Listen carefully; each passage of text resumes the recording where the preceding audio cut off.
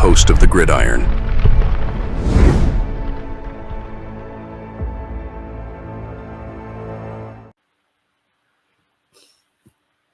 I seen that there was a little article. It was written on one of these guys, but I'm throwing both of them in here.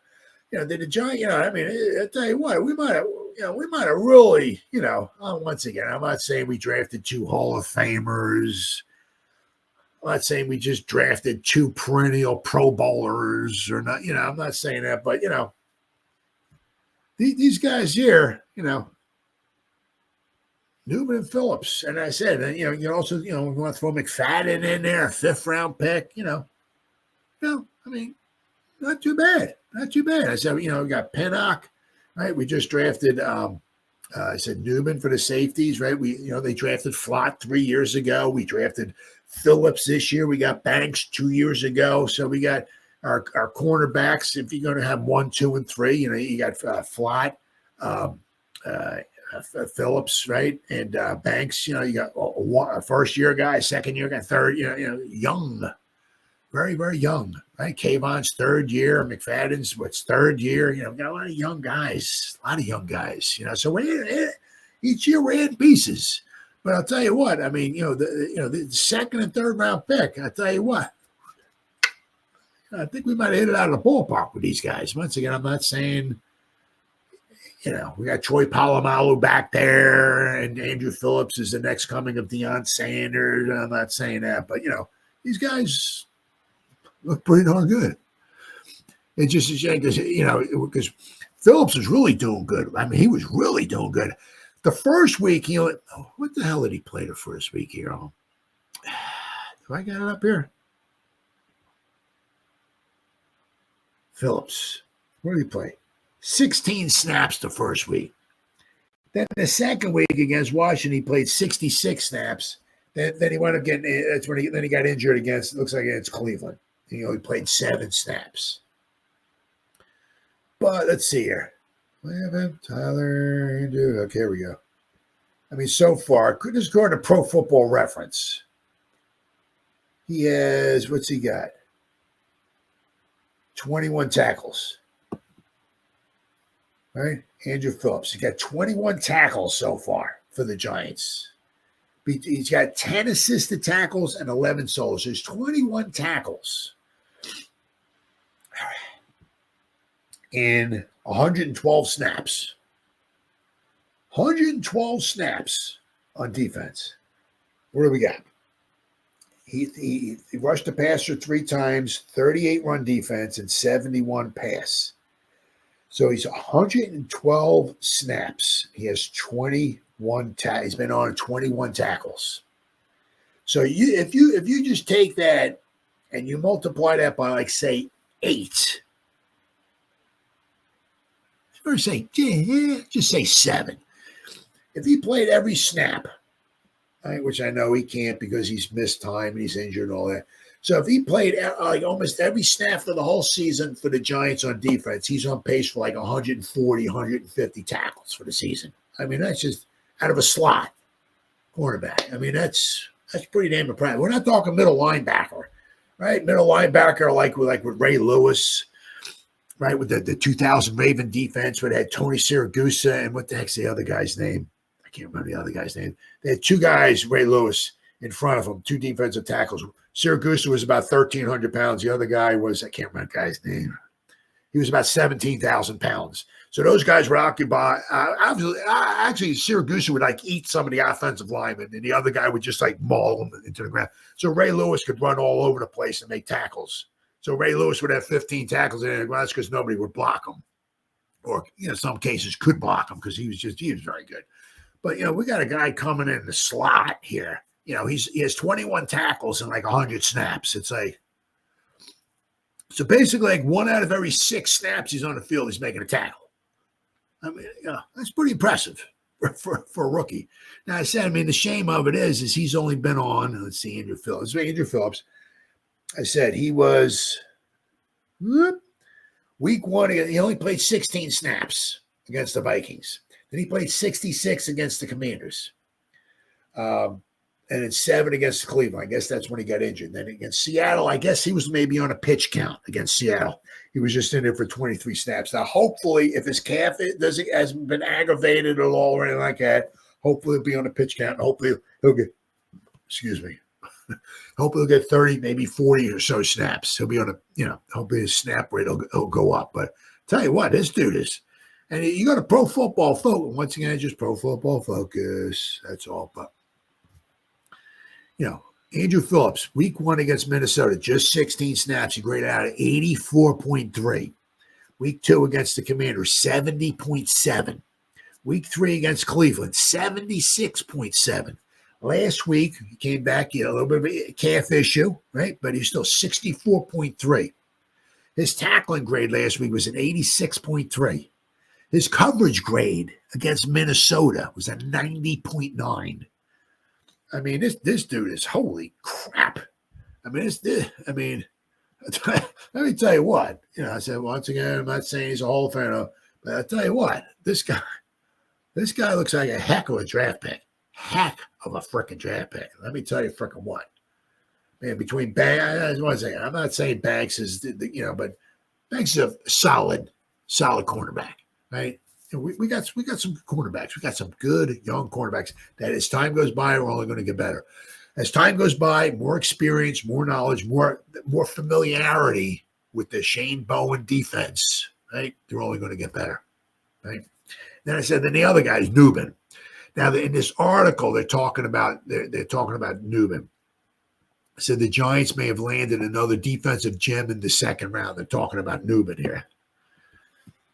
So obviously, when the Giants let star safety Xavier McKinney depart free agency, I'll tell you what, McKinney's good for him. He's paying dividends. Let me tell you what, he's 5 games. He only has 5 interceptions in 5 games. I mean, every game he picks off a pass, it's like, wow, that's pretty good.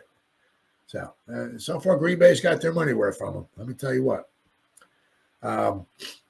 McKinney was a standout player, collecting 5 interceptions, 14 tackles in the first 5 games of the season. But drafting Tyler Nubin, a new direction for the Giants. Instead of going after another veteran, the Giants used their second-round pick to draft Tyler Nubin out of Minnesota. Nubin, a team captain in college known for his ball-hawking abilities, has been impressive in his rookie season so far. While the drop-off between McKinney and Nubin is evident for the time being. It's evident. Now, I mean, if McKinney's on the top of his game, when McKinney's at the best of his will Nubin ever be there? Maybe not. But will he be close? I wouldn't doubt it. Can he be as good as McKinney? Possibly. Yeah, he certainly could be. Time will tell. But McKinney's in his 5th season. Nubin's just played 5 games so far. So, let's see. While the drop-off between McKinney and Nubin is evident, particularly in terms of experience, Nubin's athleticism and football IQ are undeniable. And he's back there. I mean, it's just, you listen to the other guys, they hear him. He's vocal and all, and you know what I mean? So, he's on the upswing. He's looks like a good pick. Good pick. Nubin has been a key contributor to the Giants defense, racking up 24 tackles with an impressive 6.5 missed tackle rate over 306 total snaps. His ability to step in and make an impact so early in his career is particularly striking, as he has emerged to outpace veteran linebacker Bobby Okereke in tackles.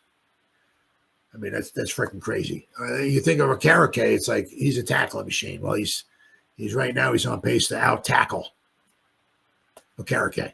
That's freaking crazy. A rookie, 5 games in, freaking crazy, huh? How crazy is that?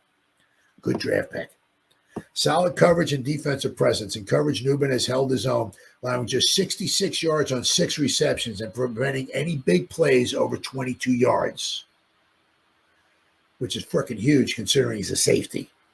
All right. He's primarily lined up as free safety, where his ability to provide competent coverage has been complemented by his strong tackling and run defense. This balance of skills has helped the Giants maintain stability in a critical position. You got that right. Standing 6'2", weighing 210 pounds, Nubin brings good size to the safety position. At 23 years old, he entered the NFL with a wealth of experience, having played 2,417 snaps. Wow, that's a ton of snaps. At safety over 5 years at Minnesota. His leadership as a college player has translated well to the professional level, providing the Giants with more than just athletic ability. He brings the intangibles of a seasoned competitor. Heading into the season, the Giants' secondary was a primary area of concern. The team hoped that Deonte Banks would solidify his role as a top cornerback, and while Banks has had some ups and downs, he showcased his potential with a standout performance against the Seahawks. Meanwhile, the Giants have been experimenting.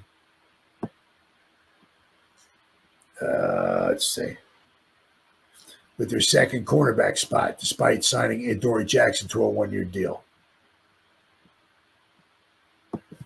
What makes Nubin's performance even more impressive is that he's part of a rookie class that has already exceeded expectations. It's rare to see so much value from rookies, particularly in positions like safety and cornerback, where the learning curve is typically steep. The Giants haven't even fully integrated rookie third-round pick Andrew Phillips into their defense yet, leaving room for even more improvement as the season progresses. The Giants can stay healthy and maintain consistency. The defense has the potential to become much stronger than initially anticipated. With players like Nubin stepping up and providing stability in the secondary, the team may have found a way to fill the void left by McKinney's departure while building a bright future for their defense. Absolutely. And I said the same thing as, so you can throw McFadden in there as well, too. I mean, McFadden, a fifth-round pick. Once again, I'm not saying he's Lawrence Taylor, not like that, but, fifth-round pick. I mean, and this is what you got to get. You got to get your young guys, the guys that are making $800,000-$900,000 a year. You got to get, because you can't pay everybody $30 million. Right? You got to hit on these draft picks, and you got to get stuff from them. And then when it's time for to pay the piper, well, that's when you got to start making those decisions, those hard decisions. Who do you sign? Who do you let go? It is what it is. I mean, I know for like the longest time, the Giants would always draft like defensive tackles. I mean, like Dalvin Tomlinson, right? We had Hankins, we had Hill. Remember, we had Hill, we had Dalvin Tomlinson. We drafted a lot of these defensive tackles, like in the second round or so, whatever, and they were good. But we got them for 4 years, and we just let them go. We try to redraft somebody else to take their place, So, but it's a good problem to have. It's like, God, we drafted too good. We got so many good guys. How are we going to pay all these guys? They're so good. That's a good problem to have. Instead of, we suck. We ain't got nobody. We got to draft in the top 5 for the next 10 years to get a good team. That's not what you want. So I mean, you got to give Shane and the drafting and the scouts and all that. You got to give them some credit, because I tell you what, I mean Malik. I mean, come on. Once again, I'm not saying he's Jerry Rice or not like that, but we got a weapon with Malik, Phillips, and Nubin. I mean, we got the top 3 picks. Look like we hit them out of the park with those guys. And let's give Theo Johnson. I mean, actually had 5 receptions last week. So maybe hopefully we can keep building on that, right? But I really would like us to maybe next year, if we get we need another weapon. If we can get a good receiving tight end, good receive, that would be cool. I'd be probably pumped up about that.